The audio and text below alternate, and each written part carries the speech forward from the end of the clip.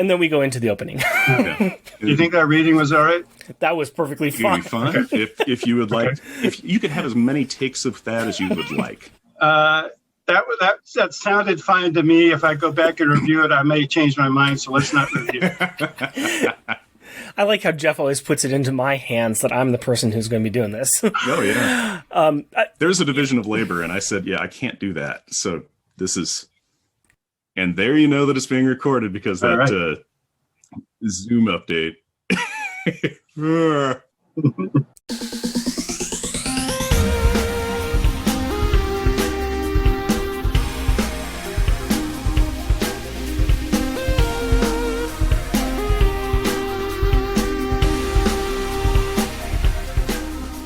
Welcome, dear listener, to our podcast. Jeff and Rick present Unpacking the Power of Power Pack. Okay, I'm not going to waste any time. I'm Rick. Jeff is here. Carl Potts is here. We're just going to jump back into where we left off last time.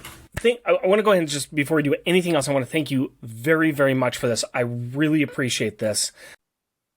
Give you a background for Jeff and I. We are complete amateurs. And when we started this little project a couple of years ago, we're like, we want to do a podcast and talk about comic books, and we're going to talk about Power Pack.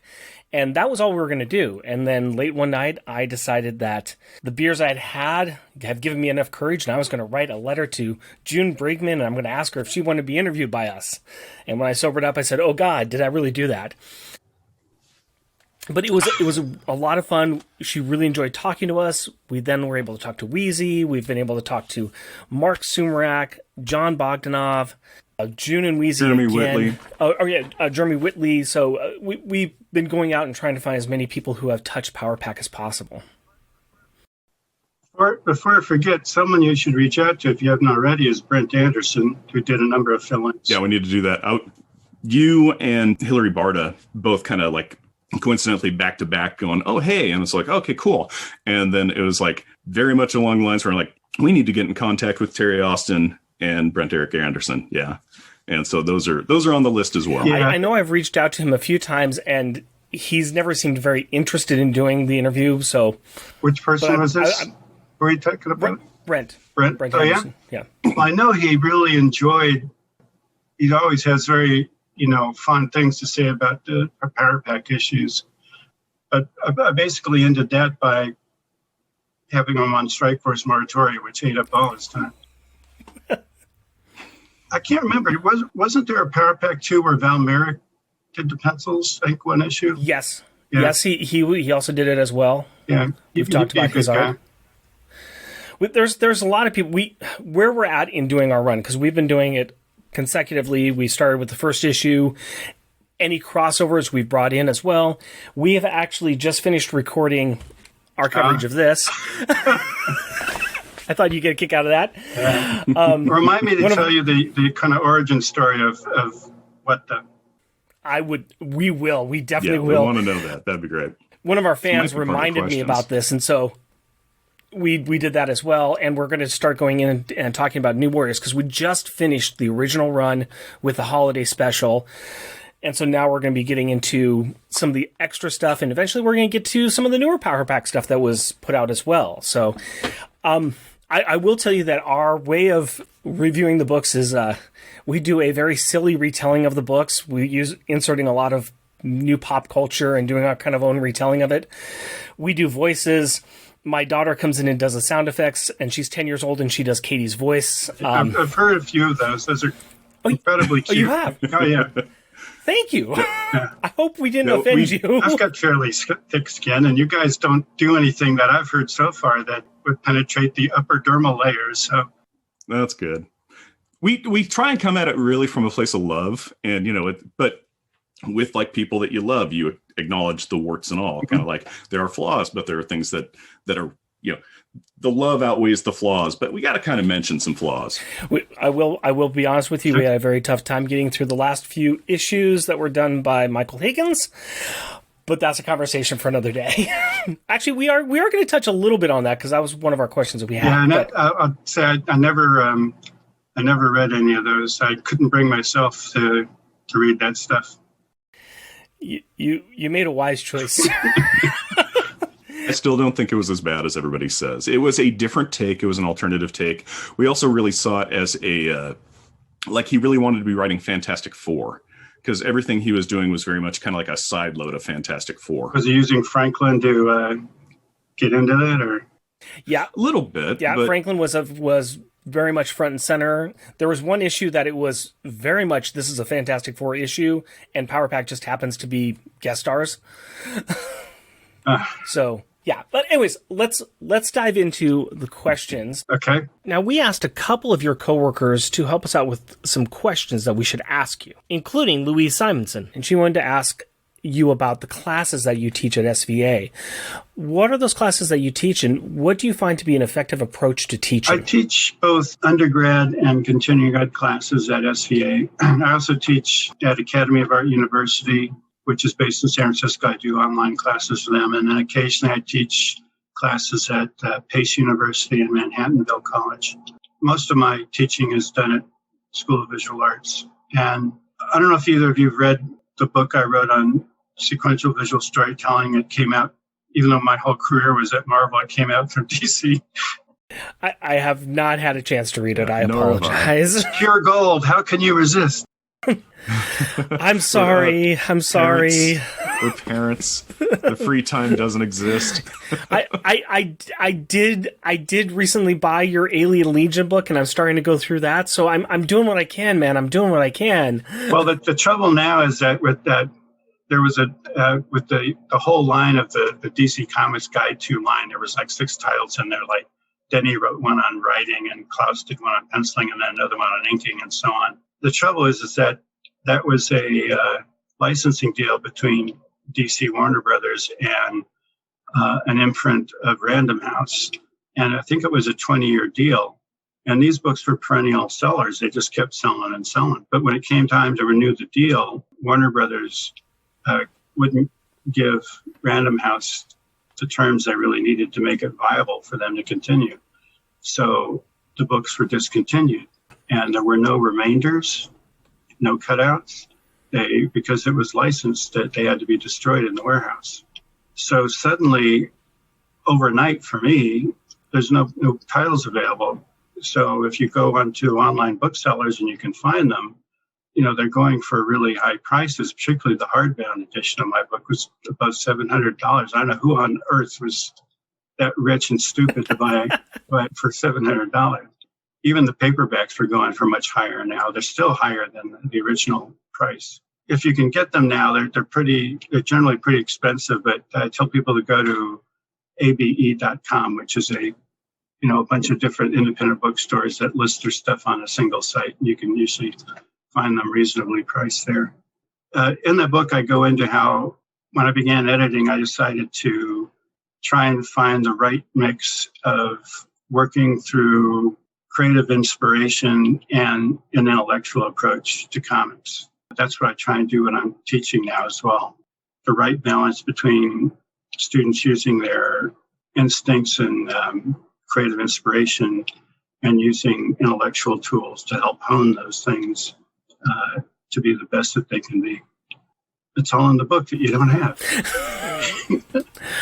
We will find it. We'll find it. We'll pay the $700 and we'll find it. So, I started out co-teaching a senior portfolio class there with Klaus Jansen, and then that's how I got in there. Klaus helped bring me into the school, and then he went back to teaching his class for sophomores, and I continued solo for a while, and then I teamed up with Joey Cavallari, and we switched over to the junior thesis class. I created a new class for them called Creating Fictional Worlds, where the students come in with their fictional story world ideas, and we create a Bible for their story world that goes into not only all the characters and the storylines, but the internal logic of the world they've created.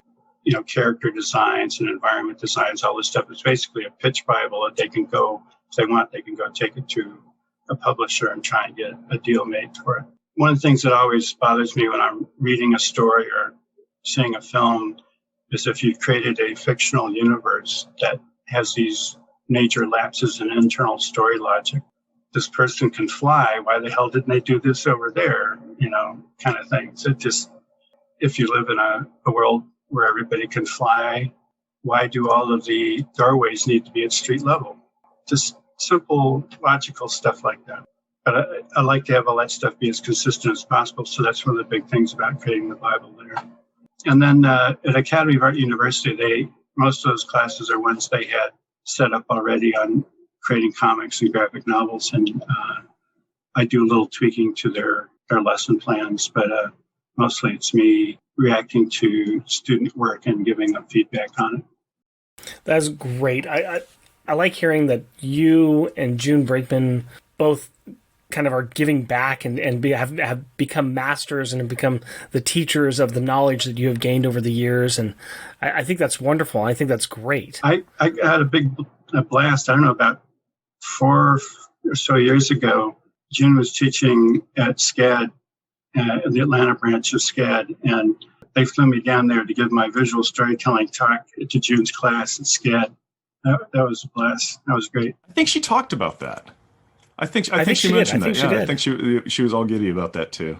I would like to do a big left turn shift and to get into some of our other questions that we ask. And of course, one of the joys of being on our show is to be asked a question by the next generation of Power Pack readers, and that takes the form of my daughter, Carrie. Hi, Carrie.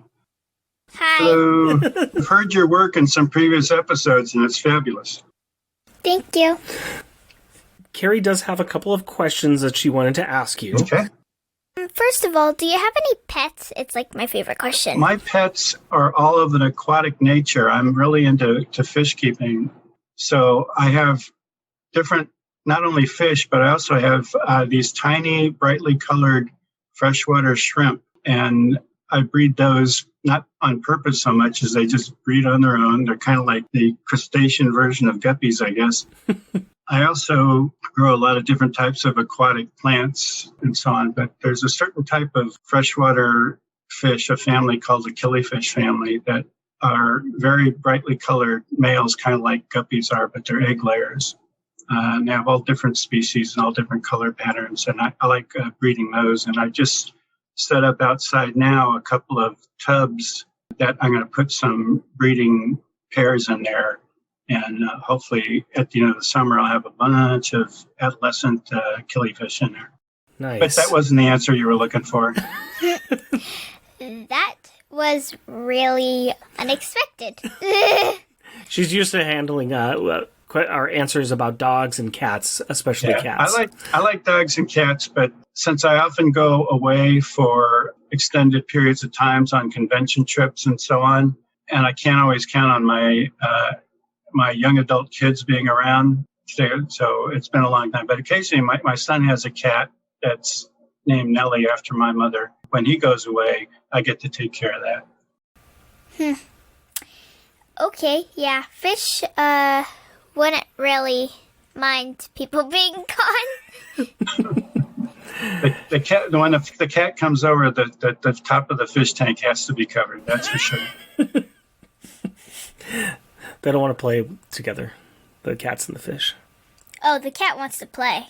It wants to play food. What's the next one? Which character in Power Pack are you most like? That's tough. There's aspects of all of them I can identify with, but I think maybe because he's got a scientific bent to them, it would be Alex, particularly in the G, when he's got the G powers. We did some interesting stuff there with him when he could levitate because he didn't have any gravity, but he couldn't really propel himself.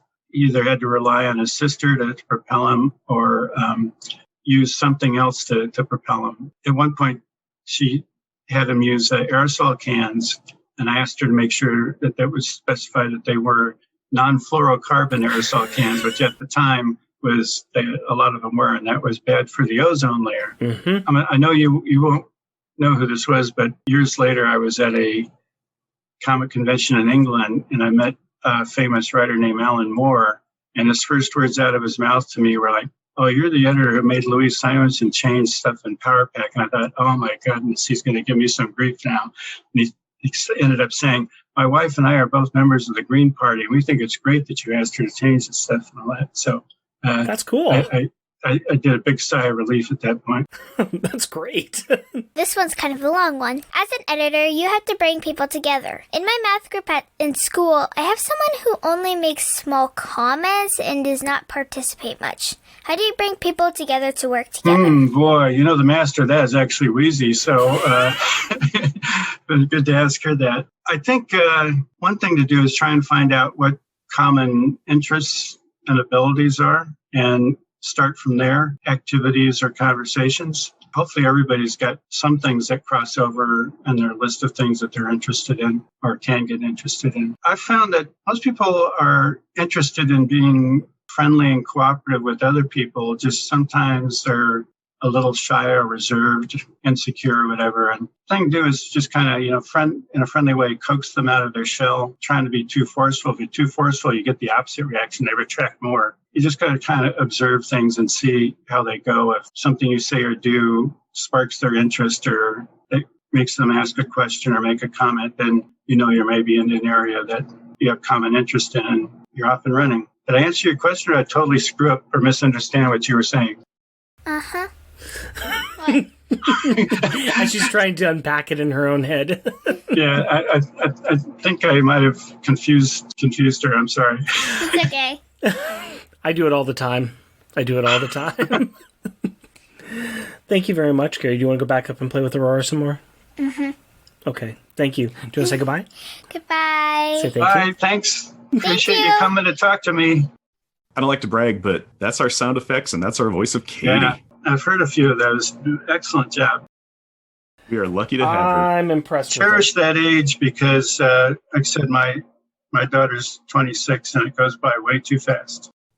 My wife and I tend to look at each other and we're trying to figure out where the last 10 years went. We can remember parts of it, but then it's just like, we have a 10-year-old. What happened there? And what's going on? For me, Aurora's going to be 4 next month. And that's crazy. It's just like, okay. It has been fun seeing the comics through her eyes and getting her reaction to some things, because I'm not telling her what's going to happen. I'm like, here's the next issue. What do you think? And getting her perspective as a kid on these comics that I read as a kid. And sometimes they'll come up with things that hadn't even occurred to you, and you go, whoa.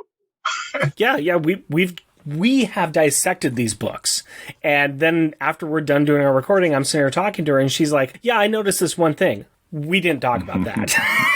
Now, how did you two guys meet and find out you both liked Power Pack? Not just comics, but Power Pack. Have you ever heard of geocaching? I know the term, but I don't know the definition.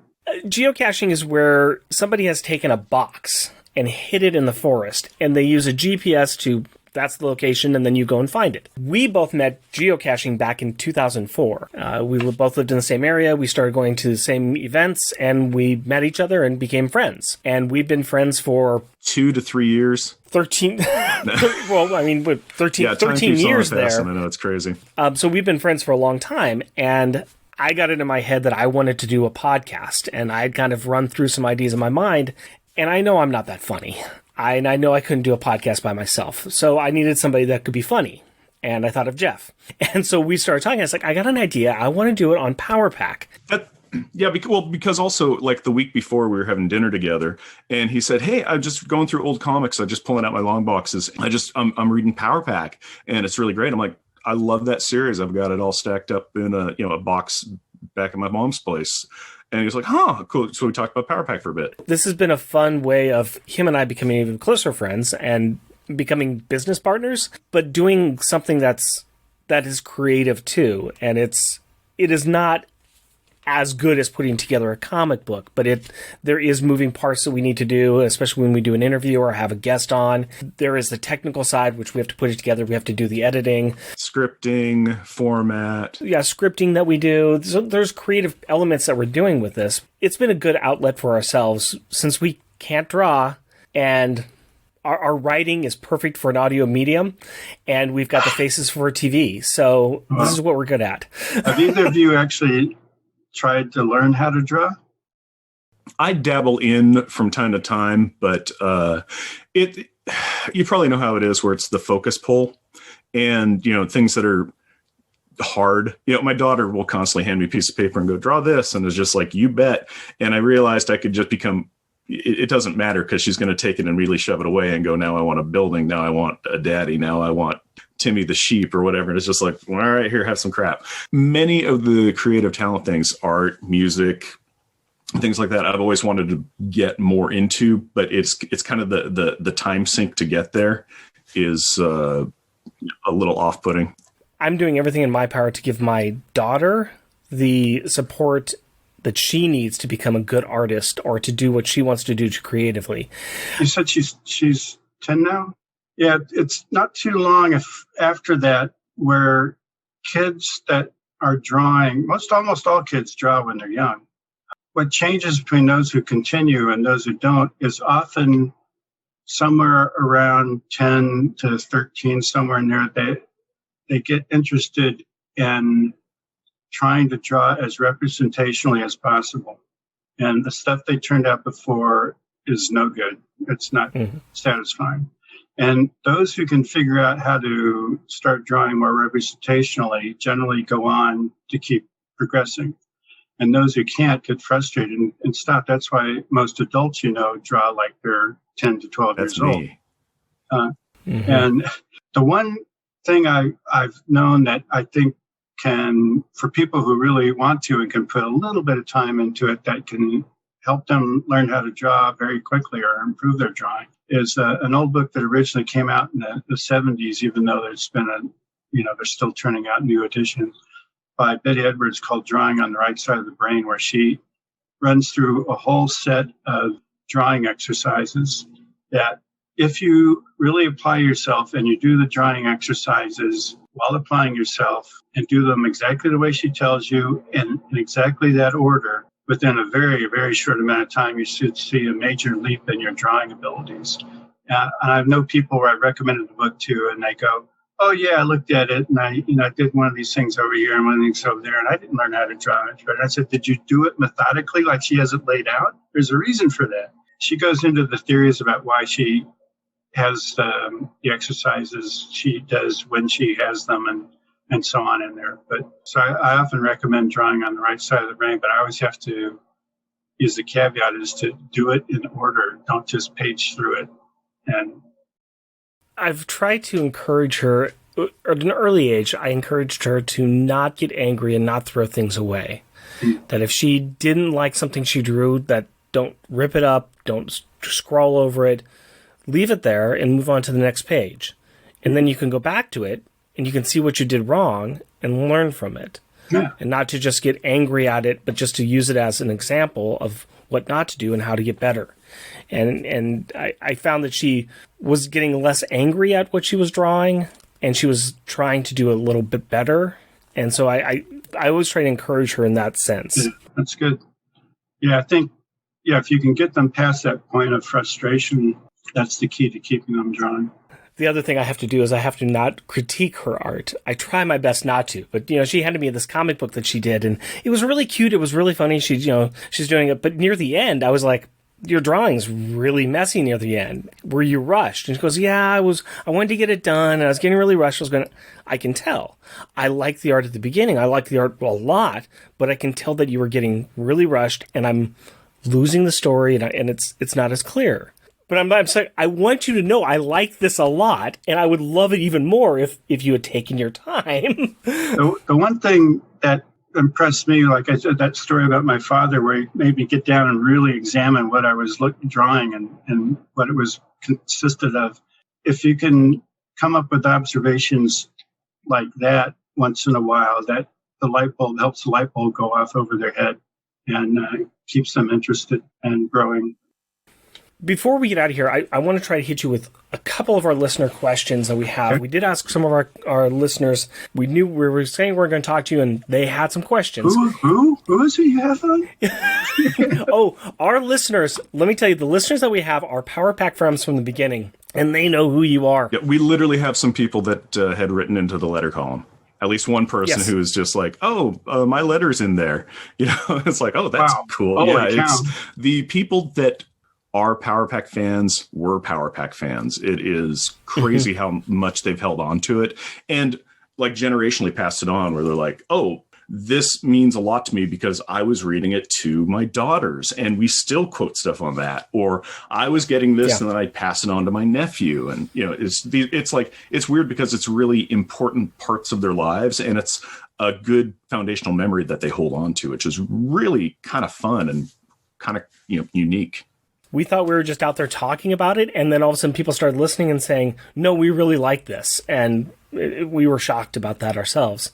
We're like, wow. Okay, well, we're going to keep on doing this. We have been described as a niche of a niche. True. It is a strong niche that is small but mighty. And hopefully you'll get a whole wave of new people if Marvel the productions ever gets smart and actually turns out a quality Power Pack film or TV series. I don't know if you ever saw the god-awful pilot. Yes. The one live episode that we did, that's where we discussed the Power Pack TV show, and that was a thing. That was definitely a thing.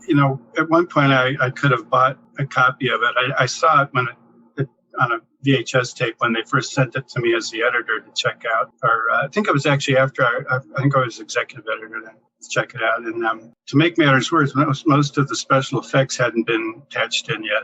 Although that might have actually been better because of that. Your imagination would take over at that stage. Would have been better. Yeah. You had about the easiest source material on the planet to work with. That was so well crafted. Why screw with it? I still love Wheezy's description of it. We asked her if she had seen it and what her thoughts were, and she said, "I've seen it. They sure did try," which I think is a delightful way of saying that an effort was made. It's a delightful way of saying, "Oh, bless their hearts." Let me ask a question from AJ. Speaking of the letter columns, how did the letters sent from Power Pack readers compare to fan mail from other titles that you were working on? Oh boy, you're asking me to remember details of things that were so long ago. Most of the time what happened with the letter columns is that if the writer of that book happened to be into doing so, they would go through all the letters, pick out the ones for the letter columns and write responses, then give it to me to make sure I was happy with what they'd done. I cannot remember if Wheezy did that on Power Pack or not. If not, usually what would happen is one of the few ways an assistant editor at Marvel could get some freelance work was to do the letter columns for another office. You couldn't work for your own office and get paid for it because you're supposed to be doing it as a part of your staff job. But if you were freelancing it for another office, you could. So I think they got a whopping $50 a letters page or something like that. And back then in New York, they'll keep you in Cheerios for a month or something. So no, we had different assistant editors working on some of the titles. So I would occasionally do them myself just to keep my hand in and see what people were thinking. But I didn't want to do it too much because I figured that the people writing in were either the people that were most loving or despising what you were doing, and I was missing a big gap there in the middle that I wanted to find out what they were thinking of. So I was careful not to assume that the letter writers represented the full audience by any means. Although I cannot remember getting a letter in the Power Pack that was negative in any way, shape, or form. There may have been. Maybe it was shielded. I was shielded from it or something. You should ask Wheezy that if she did the letter columns herself or if one of the assistant editors did it. We really need to get Wheezy back on here for round 3 for our questions. Yeah, we just want to keep talking to her is what it really boils down to. Everybody we have on is kind of like, could you come back? We just want to talk is what it really boils down to. By the way, she and I kind of, sort of, almost worked together again recently on something that just came out from DC. There's a new Catwoman graphic novel called Soul Stealer, I think it is. That was based on a prose Catwoman prose novel. Wheezy did the adaptation of the prose novel, and I was asked to do the layouts for it. DC does this sometimes where they hire artists that they like their finished art style, but the artists aren't very good at visual storytelling. So they'll ask people like me to do layouts for them to make sure the storytelling works. And it was like 150 something pages. That was just, I couldn't commit to that.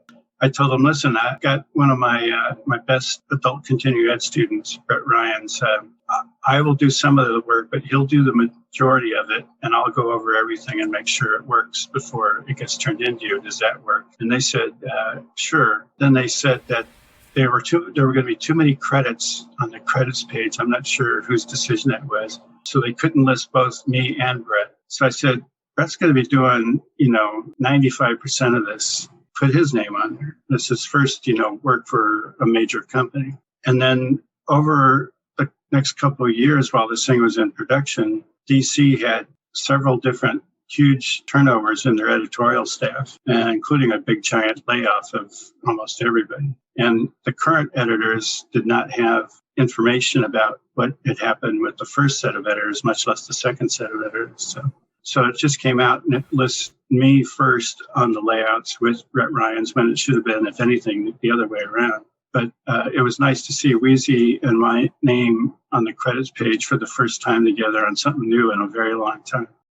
Yeah, that looks like that just came out June 1st, so I need to go and I need to make sure I get that one too. To wrap up the listener questions, Tim Price, who co-hosts a podcast called The Outcasters, he always asks interesting questions, and they're always about cheese. So his question is, what cheese-based casserole would you serve to the cast of Alien Legion? Boy, oh boy, since Alien Legion is made up of different aliens from any number of planets and environments, and some of them probably taste things that we're incapable of tasting and don't taste others. Probably say to try and be safe, go with something relatively bland, just to be as safe as possible. I don't know if I'd go as bland as American cheese, but maybe mozzarella. So it sounds like you're taking the Wheezy approach. So you're trying to make sure that you're trying to please as many people as possible. Maybe we're going to be upsetting the outside, but we're going to try to bring them into the center. Yeah, or the inverse, to take the route that will have the least chance of ticking off or offending as many people. You mentioned that you have just done the one comic with Wheezy, a Soul Stealer from DC Comics. Is there anything else that's coming out or will be completed soon that you would like to tell people about? Not completed soon, unfortunately, but a project that's near and dear to my heart that's been in production already for so many years that it's already missed its publishing date is a graphic novel called The Flying Column that I'm doing with Bill Reinhold that is based on my family's experiences in the Philippines during World War II and the rescue mission that saved them from being killed. Otherwise, I wouldn't exist. But I wrote the script a long time ago, and I was going to do the layouts for it, and Bill was going to do the finished art. But I was taking so long on the layouts, we decided he'd take over. But then he's turned into even more of a dead snail than I was in getting them done. He is putting in such meticulous effort and work into these things.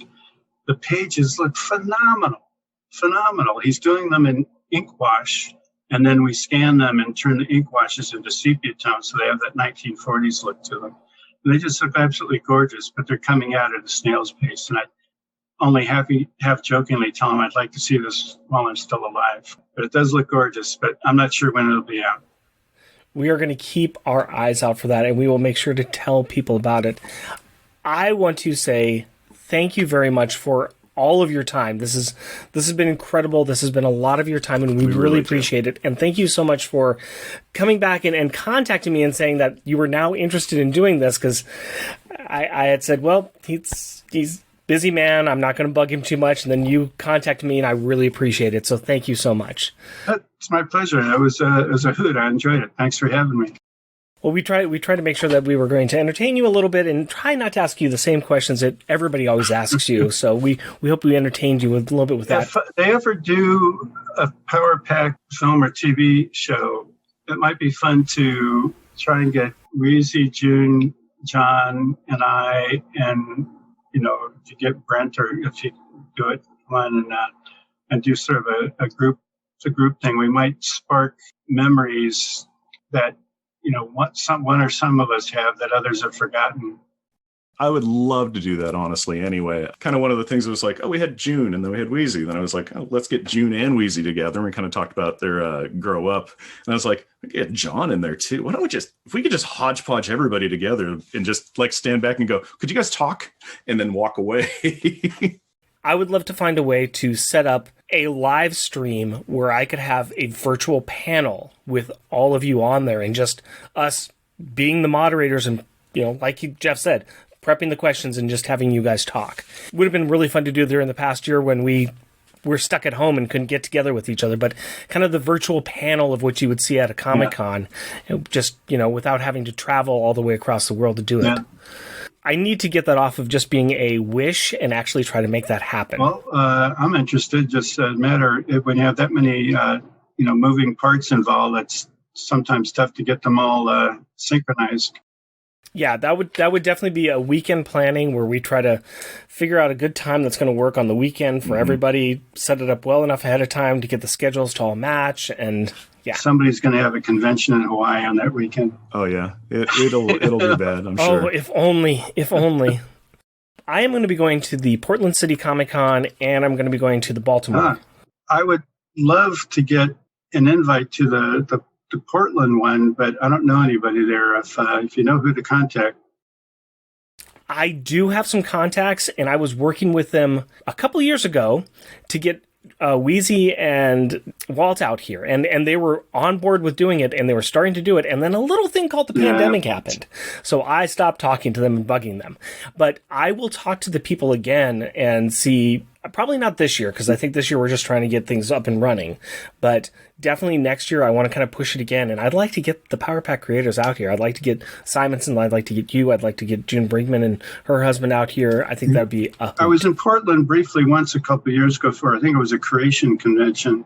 I was just flabbergasted that there's a park in the middle of the city that's a temperate rainforest that when you're in it, you have no idea you're surrounded by a city. Yep. That's Forest Park. Yeah, it's amazing. I think we have one of the largest parks, which is Forest Park, and we have the smallest park. It is recognized by the Guinness Book of World Records as being the smallest park in the world. That's even smaller. There are certain concrete islands in the middle of Broadway in New York that they call parks because there's a bench. There's a bench there. That's exactly what it is. It's a small little concrete little round thing that they put a park there, and it came about by a widely newspaper writer who had an office that overlooked it, and he decided he was going to write about this park and the people who lived in it, the Lilliputtons who lived in it, and he named them, and they would have these Mayor's Day parades, and it became a thing, and they dedicated it as the world's smallest park. I also went to a museum there where they had a really great Leica exhibit and all the stop motion animation stuff there. That was pretty awesome.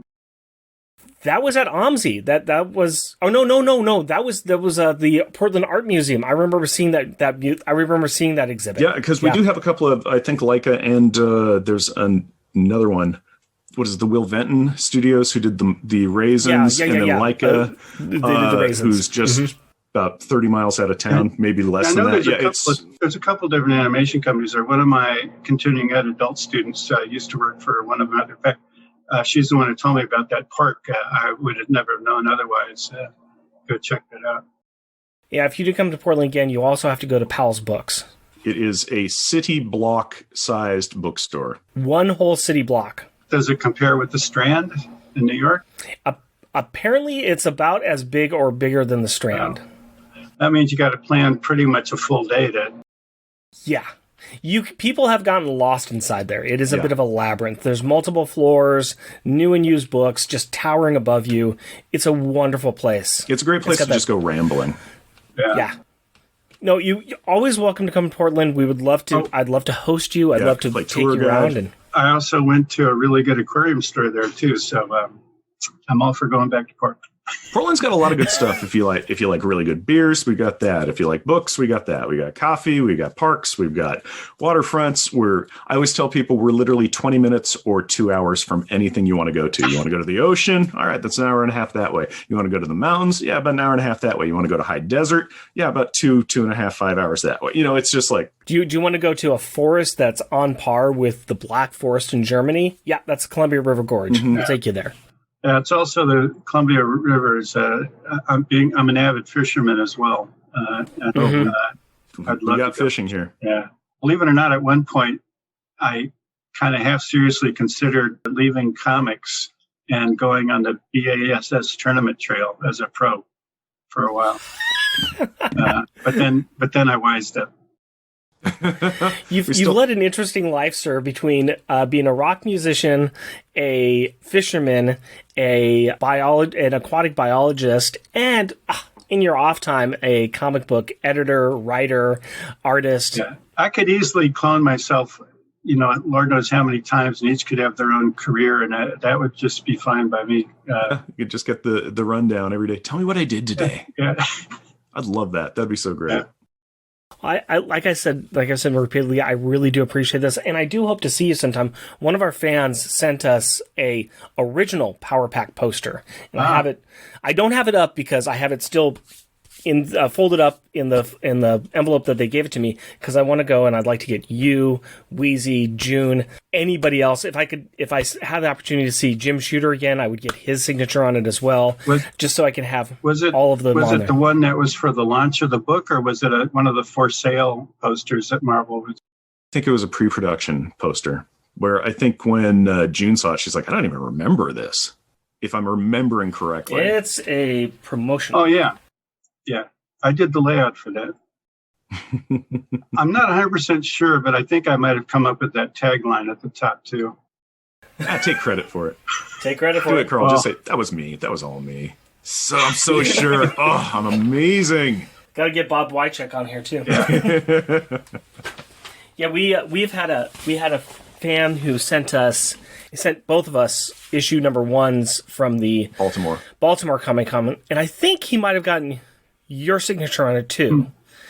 But he was able to get June, Wheezy, I think your signature, and I think Bob Wycheck. And then a couple of years ago at the Washington Comic Con, Jim Shooter was up there, and I got Jim Shooter to sign both of them.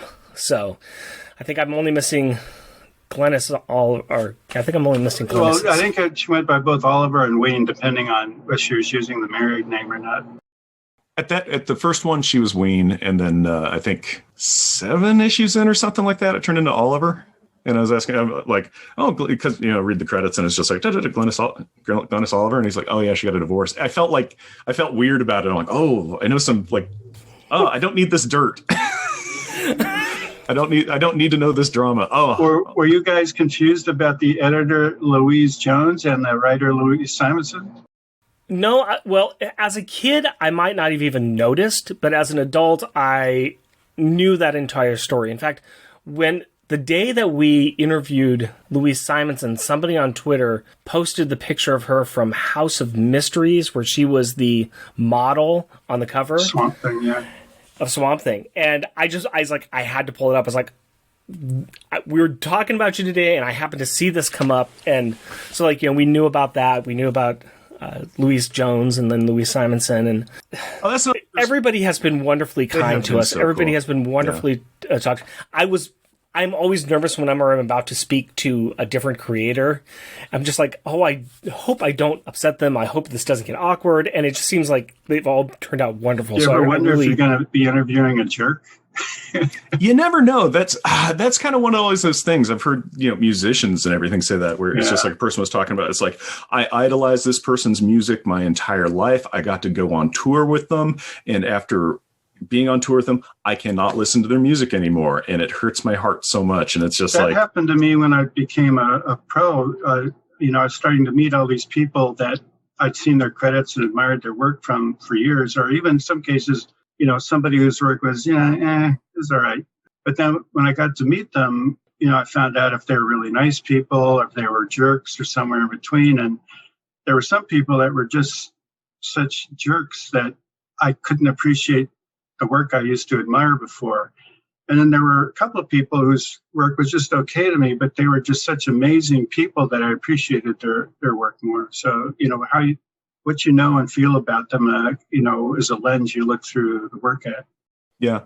Just seeing somebody through their work, it's so removed, where you're just like, oh my goodness, I've seen I've read these person's stories. I love what they write. I love the stories. I love the characters they make. And, whether art or anything, it's just like, this is so amazing. But you never know that's a facet of them, but you don't know the whole spectrum. So, yeah. And that is all of the time we have with talking to Carl Potts. But we've got more stuff coming up. Next week, we are going to be doing another another interview, this time with Hilary Barta. And following that, we're going to be starting something very interesting. We are going to be starting our 4-episode coverage of The New Warriors. And we're going to be doing it a little bit differently than normal because we're going to cover, 10 different issues in one sitting.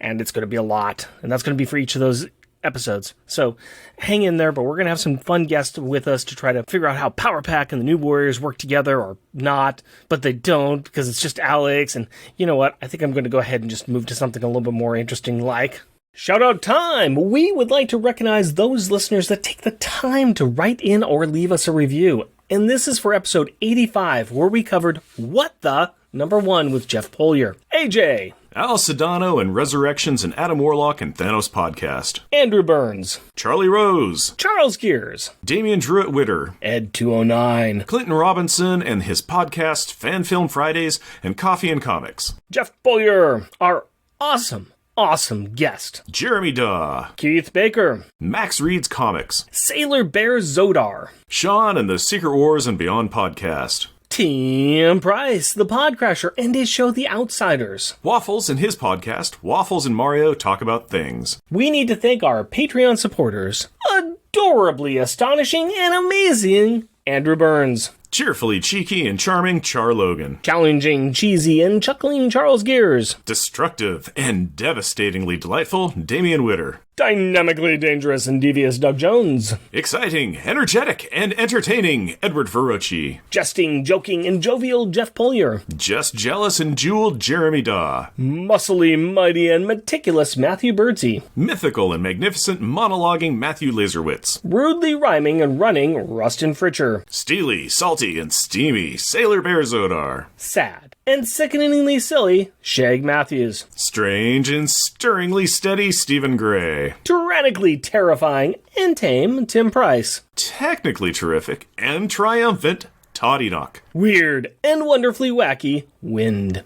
Be sure to check out our other shows that we're on, including our Junior Agent submissions on the MI6 Rogue Agent episodes of On Her Majesty's Secret Podcast and monthly Monday Movie Muckabout on the Longbox Crusade. And we have some merchandise available on Redbubble. Go to redbubble.com and search for Unpacking the Power of Power Pack. Jeff and Rick Present is a bi-weekly self-produced podcast recorded in front of a live studio audience of one blue pen in Portland, Oregon. If you would like to interact with us through the magic of the internet, you can do so through Twitter at Jeff and Rick Present, our Facebook page, Jeff and Rick Present, our email address, jeffandrickpresent, all one word at gmail.com, or at our website, jeffandrickpresent.wordpress.com. Also, our YouTube channel is at Jeff and Rick Present. And if you would like to help support our show, we are on Patreon. You can find us at patreon.com, Jeff and Rick Present, all one word. We are also a proud supporter of the Hero Initiative, and we will be donating 10% of our Patreon donations to this great cause. We encourage everyone to give what they can to this worthwhile organization that helps the creators who provide us with such great content. Go to heroinitiative.org to find out more. Please rate and review us wherever you can. Tell your friends about us and share your love for us on social media. And as always, we want to thank the powerful people in our packs. My wife Cindy and our daughter Carrie. My fiancée Hillary and our daughter Aurora. Steinolabius Welter Storfi, Fungula Panchex, Gardner Eye Massage, and I can't, of course, forget Epicemium in Australia, which might be my favorite. We love you. Until next time. Costumes off. Our theme music is 80s Action by Kevin MacLeod at Decoptech.com and is licensed under Creative Commons by Attribution 3.0 license.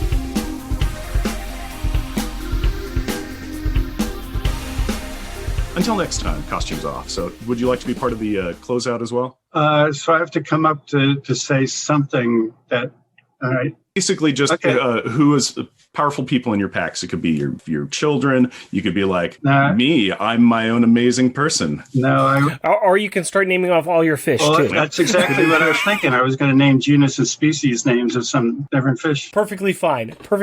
So we'll go ahead and do this. Go ahead, Jeff, start us off. And as always, we want to thank the powerful people in our packs.